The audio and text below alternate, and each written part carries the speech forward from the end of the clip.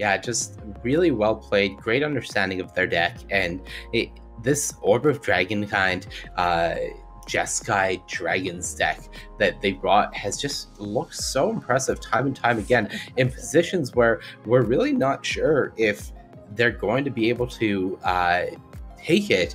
They just show that the power of hasty dragons like this Adult Gold Dragon, of course Gold Clan Dragon, and Inferno of the Star Mounts is just too much for some of these decks that are trying to play a more controlling or fair game plan can deal with. All right, I believe we do actually have more Magic to bring you from our semifinals. We're going to hit up the other semifinal, which is a mono-green mirror between DANINJA and JORELIN.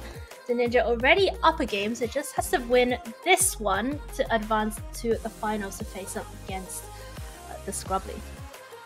Yeah, not the best curve, but might not matter. I believe I spy a mulligan to 5 so far on JORELIN's side of the board. And considering you're on the play in a mirror match that could get pretty grindy, we've seen what a Seeker's Chariot mirrors can look like in Standard in the past couple months. And if that ends up being the case, I would be very worried for JORELIN, because you do not want to go down 3 cards by essentially being on the play in that position.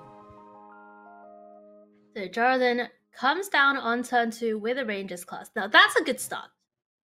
That's a great start for sure. They even if they have no other plays, they can activate the Rangers class again, make this Wolf a 3/3 by attacking, and at least offer the trade here to DANINJA.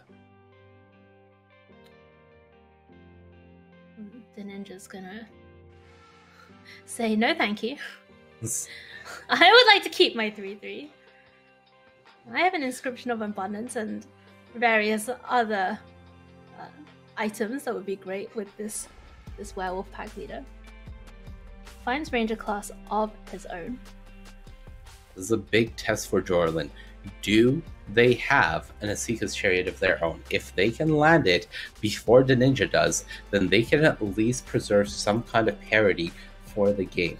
But if DANINJA gets to untap and play an Asika's Chariot first, okay, that's step one. That was the first question. Do they have it? Okay, so Asika's Chariot down for JORELIN. A beautiful Asika's Chariot as well. We're going to start seeing this grindy mid-game that you were talking about just now, Marnie, where both players have the chariots going. They have roughly similar, numbers of stats on the battlefield. And it's going to be the little edges here and there, an Inscription of Abundance, a counter from Ranger class that makes the difference in these combat steps. Absolutely. And there are some differences in these lists. We do see that Tomash, aka DANINJA, has brought those 4 copies of Gnarled Professor that we saw earlier. JORELIN not going for anything like that. Instead, they are main decking some Froghemoths, and they have access to more removal spells in Blizzard Brawls. So they don't have that Learn Lesson package in their sideboard. Instead, just having more slots for cards like Devouring Tendrils that could definitely play a big role in this mirror matchup here. All right, so it's going to be a swing in with the team. Chariot is the one that's going to get the counter on it. Swing low, sweet Chariot, and if this Chariot blocks a 2/2, there are 3 Inscription of Abundances over on the other side from JORELIN. So if they have an Inscription to force a trade here, or in this specific case, if they have an Inscription to try to blow out this double block by making that a 7/7, that may just be the momentum that JORELIN needs to take this game away. Oh, I see some hovering. Oh, passes priority. That's good news for DANINJA. Yeah, and gets away with it. Gets away with trading off Chariot for Chariot, but JORELIN has the backup Asika's Chariot, so back on the train we go. One good Cadillac deserves another, and both players once again have it, but this is where the difference is made, as DANINJA has 2 copies of Inscription in hand, and he just played his 5th land. these inscriptions can now be kicked for their full value, which means you're going to gain life, really needing it in this precarious position. You're going to get 2 counters, and you're going to get the fight effect. So this is the big first step for DANINJA, as because he was on the draw, even though he's had the cards, he's been on the back foot for multiple turns now. But talking of, the card imbalance, JORELIN has that Rangers class on the battlefield, and it's already at level 2. So if JORELIN becomes empty-handed in the next couple of turns, as we expect, having gone down to 5 cards, that Rangers class could do some work in making back that deficit. Yeah, absolutely. It's one of those things where if they're able to activate that Rangers class without being in a position on the board where they're dying, that could be all the difference maker. So it looks like DANINJA is going to just develop out the Esports Chariot first before looking at using these inscriptions. Second Ranger class now for JORELIN. That's going to add a 2/2 to the battlefield, but they also have enough mana to activate it, and 2 counters on attacks is better than 1. Those definitely add up when you're trying to force damage through and your opponent is at 9. Getting 2 counters on each attack absolutely matters. 1 mana left for JORELIN. If the last card is a Blizzard Brawl, this would be an absolutely insane turn. Yeah, if that last card is a Blizzard Brawl, or if it's somehow a Snakeskin Veil, if they deem that in the mirror of Blizzard Brawls and inscriptions, the answer is bringing in Snakeskin Veil, then that could in and of itself be a difference maker here.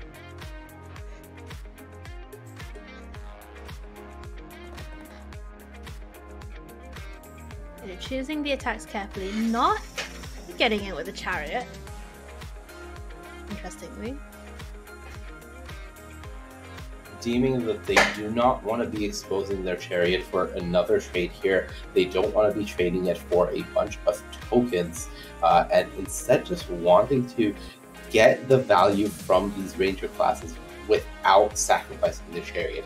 Part of the value the chariot brings in these types of matchups is ensuring that your attacks feel like they're making your opponent feel pressure.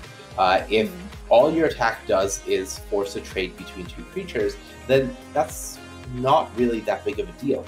But if you're attacking and in the process of a trade, you're getting an extra token, then that feels like you're progressing. You are falling further and further ahead. JORELIN doesn't need to do that in this position because they have 2 copies of Ranger class. So instead of their attack with a chariot pushing them further ahead, each time they attack with a 2/2 cat and they make it a 4/4 cat, trading for 2 creatures from DANINJA, that's how they're falling further ahead. At what point is JORELIN just gonna spacebar a tackle?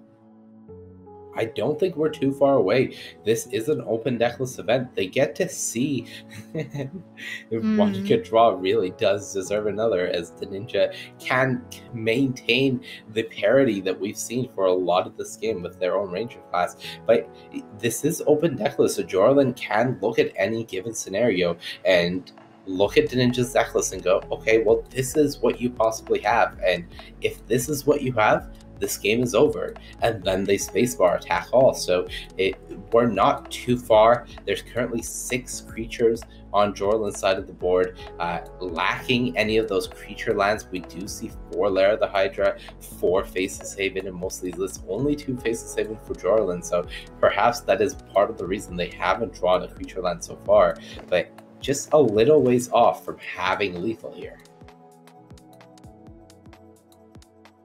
So, DANINJA with the second Ranger class in hand decides to pass back, sitting back on this Inscription of Abundance. And if you're in JORELIN's seat, the alarm bells are starting to ring.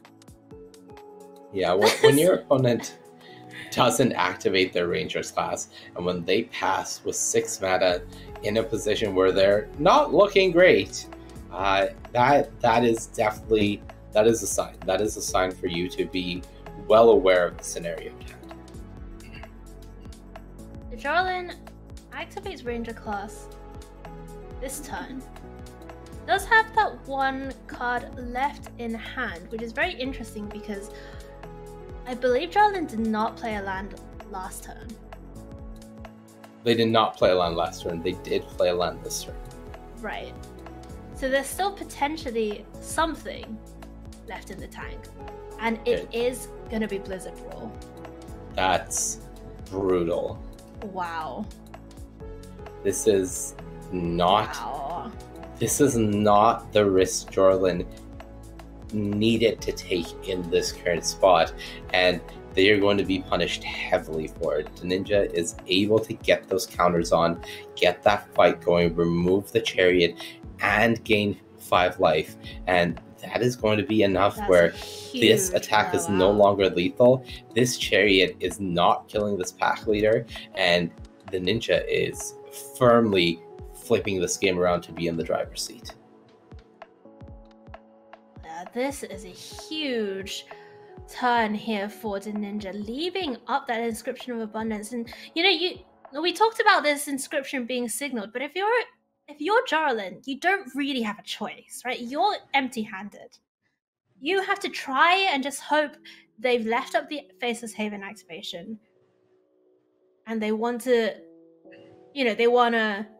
just maybe block with it. Exactly. You don't have a choice, and that is sort of the problem we're seeing here. Is DANINJA opting to use this inscription to go for the fight off the Esika's Chariot instead, making it bigger and keeping their Werewolf pack leader around as a 3/3 blocker, ensuring that 1, they're gaining 1 extra life, and 2, JORELIN can't just send an attack in with all of their cats here. So if JORELIN is just gonna send with the 1. Oh, and this is... Oh no. This is not good. I mean, DANINJA doesn't even really have to block. No, they don't. They can just take this damage if they want. They have all the tools they need to flip this around. They know what JORELIN has. This is perfect information except for the card on top of the library. What they know about that card is it may not be a creature that costs less than 3. That's about all DANINJA knows about that card, but so far this is perfect information about the tools, about the board presented to them, which means they can properly identify whether they need to attack or not. So that cat is a 4/4. And if JORELIN keeps getting in, maybe, there may be a thought here to, I'm just going to make a giant, 1 giant cat. Or wolf. 1 large token. It is a good thought, but unfortunately, the next time they try to do it, more likely than not, Tamash is going to have the second Inscription of Abundance available, and they're going to put a stop to it. If JORELIN decides to put both counters on a token at any given time, well, Inscription can just fight that token and get rid of it before it grows larger. So it is going to be Esika's Chariot coming in, making an extra cat, but of course, DANINJA's ranged class isn't at level 2 yet, so no counter. Alright, Ranger's class takes a turn off the inscription. I wonder Shields what JORELIN can find. 7 life, shields down. Well, shit. Tapped out, should we say. Show me your moves, as it were. It's just gonna be 1 cat diversification again. of portfolios. JORELIN, I have to admire their patience. you have to admire it, but at the same time, you can question it. Does JORELIN feel like the game, from how last turn went, is moving in their favor if they are moving at this pace? And do they have a better option? Perhaps they don't. Perhaps this is everything available to them, and they know that if they attack with everything, given the information they have, they're only getting 2 damage through. And that's not good enough.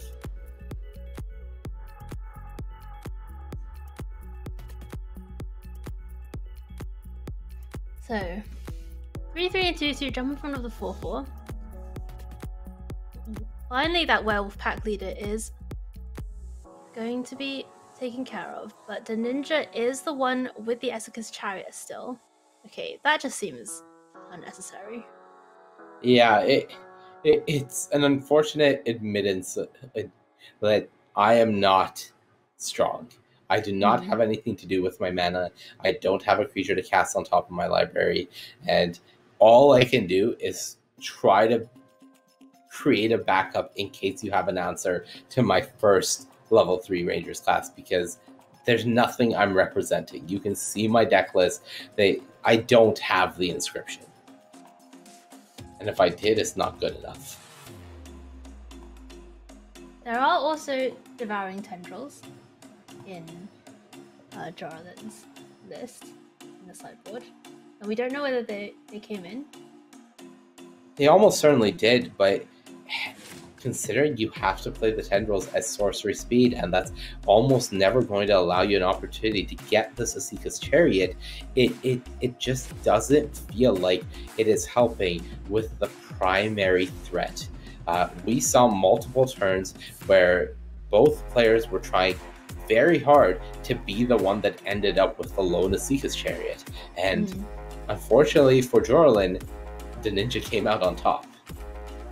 And look at this, JORELIN just gonna throw the chump blocker here instead of trying something like a multi-block to get this chariot off the board. Try and conserve their resources as much as possible as we go back over to JORELIN, who really has to find something this turn to turn this board state around or be completely overwhelmed. And what are they going to find? What does their deck have in the tank? Right? Because their creatures aren't big enough. This Esika's Chariot is far too large for them to deal with. So it is going to be Blizzard Brawl to kill the Mammoth to start off with. As you say though, that chariot is absolutely massive and only getting bigger every turn. This wolf this turn at least has Indestructible, so this is a free-ish attack coming in for 5. DANINJA won't want to risk a position where he's letting this through and then just losing to an Inscription of Abundance, putting 2 counters on it. He does not have his own inscription up, so definitely will want to block here just to ensure that JORELIN does not find some way out of this game. And no creature off the top, just that one card in hand that's been in hand for so long. And back over to DANINJA, who finds a 3rd Ranger class. And DANINJA has currently 6 attackers on the board, plus a Faceless Haven. So they could potentially force 3 attackers through. That's only representing 5 damage. That's not going to get the job done. So they're not going to bite the bullet quite yet. They're going to play the 3rd Rangers class, put a counter on it, and just keep on grinding value. They could even not put the counter on because now they have that Jaspera Sentinel. That is just representing a kicked inscription. Yeah, no real need to put that counter on just yet. 10-10 is going to be more than big enough, especially when you have that inscription and your opponent has shown, you know, the propensity to just chump block in the previous turn.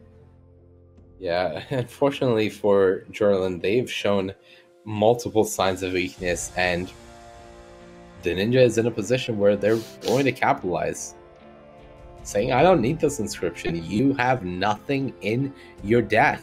in your main deck or sideboard that can possibly get you out of this position. And another turn with no creature on top means that, unfortunately, JORELIN is ready to prove DANINJA right. Yeah, I mean, this is just, it's the old experimental frenzy curse. You know, when you're already ahead, your deck is going to give you a ton of stuff. But when you're behind, literally it will be land after land. It looks like DANINJA in a prime position now to close out this game number 2 in the mono green mirror here in our semi-finals. Brought to you by the Gaming Stadium, Canada's leader in esports. And if you're looking for the next big thing in competitive gaming, check out tgs.gg for loads of awesome events just like this one. We're very close to the conclusion of this match, as JORELIN's draws are just not cooperating, and DANINJA continues drawing more and more gas. Now with the 3 levels of Ranger class all present, one on level 1, one on level 2, and one on level 3, they are really showing their full range, as it were.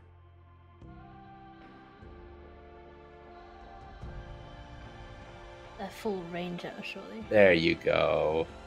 Took a little, but we got there. I was just honestly in shock that you would try. That I even dared go there. You tried, yeah. Okay, so it's not quite flunge time yet for DANINJA either, it looks like. No, but now with this token, they can actually just dump 3 counters on it if they would like, and that would be able to attack favorably into any of these 4/4s without offering a trade requiring a double block. Okay. 3 Rangers classes. That's a lot of counters. Doesn't even need 3, just make it a 4/4. Let it be in trade range, that's all you need. Another cat mate. Seeker's Chariot, just such an impressive card. I don't think anybody knew right off the bat when first seeing the Kaldheim spoiler that this was going to be the card that really helped mold the future of Standard.